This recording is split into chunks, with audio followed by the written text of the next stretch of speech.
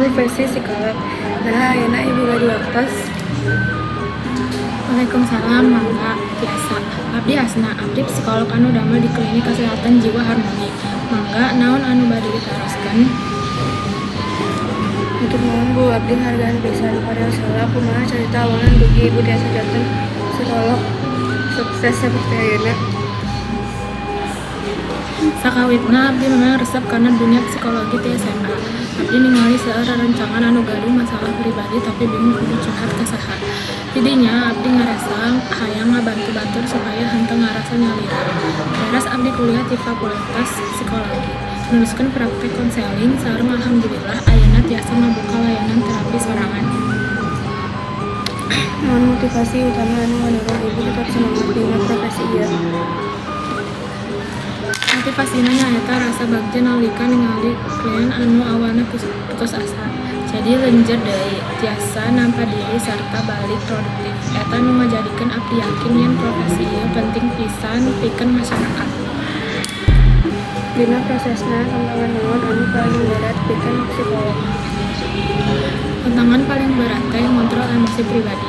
Kadangkala klien nyaritakeun hal-hal anu kasuda beratna seperti kekerasan, depresi, tapi masalah keluarga parah. Psikolog henteu meunang kabawa emosi, tapi kedah tetep tenang jeung profesional supaya terapi lancar. Upami aya klien anu asa terbuka, kumaha cara ibu ngadeuketanana? Biasana abdi henteu langsung nanya kana inti masalah. Abdi ngamimitian ku ngobrol santai, nanya hobi, kebiasaan sapopoe, atawa hal ringan anu bisa nyieun klien ngerasa aman. Lamun klien ngerasa dipercaya, anjeunna bakal kabuka sorangan. Aya pengalaman anu paling tenggelap sarua janten psikolog? Aya sakali abdi ngagaduhan klien rumaja anu depresi berat sareng sempat teu hayang hirup. Lewat terapi rutin sababaraha bulan ayeuna anjeunna tiasa neruskeun sakola, mahantau prestasi sareng sok ngiring pesan yen anjeunna ayeuna langkung kuat. Eta pisan anu ngajantenkeun abdi terharu sareng bangga. Sabaraha pentingna kesehatan mental pikeun rumaja zaman ayeuna? Penting pisan, ayeuna tekanan rumaja berat tina tugas sakola, pergaulan, media sosial, keluarga, sareng ekspektasi.